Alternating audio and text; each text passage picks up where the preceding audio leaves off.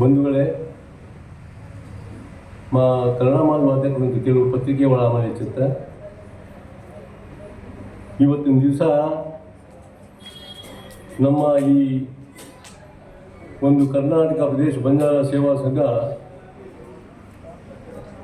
1969ರಲ್ಲಿ ಸ್ಥಾಪನೆಯಾಗಿ ಈಗಾಗಲೇ 50 ವರ್ಷ ದಾಟಿದೆ. ಈ ಒಂದು ಸನ್ನಿವೇಶದಲ್ಲಿ ಈ ಸಮಾಜಕ್ಕೆ ಉಳ್ಕೊಂಡಿರ್ತಕ್ಕಂಥ ಒಂದು ಸಂಘಟನೆ ಅಂದರೆ ಇಡೀ ರಾಜ್ಯದಲ್ಲಿ ಕರ್ನಾಟಕ ಬಂಜಾರ ಸೇವಾ ಸಂಘ. ಈ ಒಂದು ಕರ್ನಾಟಕ ಬಂಜಾರ ಸೇವಾ ಸಂಘ ಹಂತ ಹಂತವಾಗಿ ಕೆಲಸ ಮಾಡ್ತಕ್ಕಂಥ ಒಂದು ಜನಪರ ಕಾಳಜಿ ಉಳಿತಕ್ಕಂಥ ಒಂದು ಸೇವಾ ಸಂಸ್ಥೆ.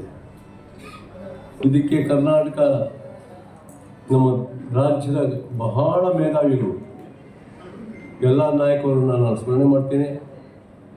ಅವರು ಲಂಡನ್ನಲ್ಲಿ ಹೈಕಮಿಷನ್ ಆಗಿದ್ದರು, ಮಂಡಲ ಸದಸ್ಯರಾಗಿದ್ದರು, ಅವರು ರಾಜ್ಯಸಭಾ ಸದಸ್ಯರಾಗಿದ್ದರು. ಈ ಸಂಘಗಳನ್ನು ಸ್ಥಾಪನೆ ಮಾಡಿರ್ತಕ್ಕಂಥ ಪಿತಾಮಹರು.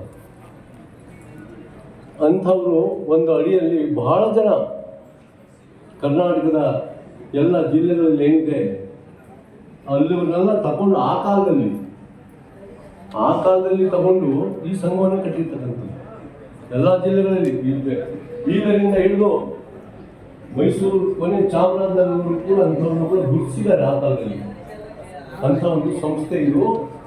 ಈ ಸಂಸ್ಥೆಗೆ ಕಾಯಕ ಒಂದು ಇಚ್ಛೆಯಿಂದ ಇದೊಂದು ಕಾರ್ಯಕ್ರಮವನ್ನು ನಾವು ಇವತ್ತಿನ ದಿವಸ ನಮ್ಮ ಸಮಿತಿ ಕರ್ನಾಟಕ ಪ್ರದೇಶ ಬಂಜಾರ ಸೇವಾ ಸಂಘದ ಎಲ್ಲ ಪದಾಧಿಕಾರಿಗಳು ಸೇರಿ ಈ ಒಂದು ಕಾರ್ಯಕ್ರಮವನ್ನು ನಾವು ಇವತ್ತು ಬಹಳ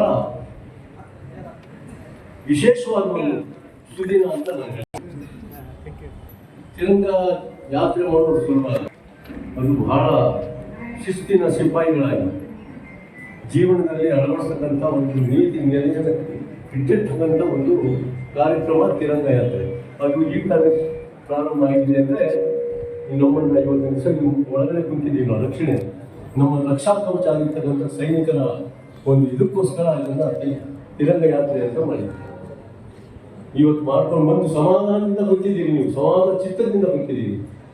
ಮಾನ್ಯ ನ್ಯಾಯಮೂರ್ತಿಗಳು ಅವರಿಗೆ ಬಿಡುಗಡೆ ಕೂಡ ಇವತ್ತು ಬಂದು ಬಹಳ ಈ ವೇದಿಕೆಯನ್ನು ಗೌರವದಿಂದ ಅವರು ಗಣನೆತ್ತ ಅಂತ ಹೇಳ್ಬೋದು.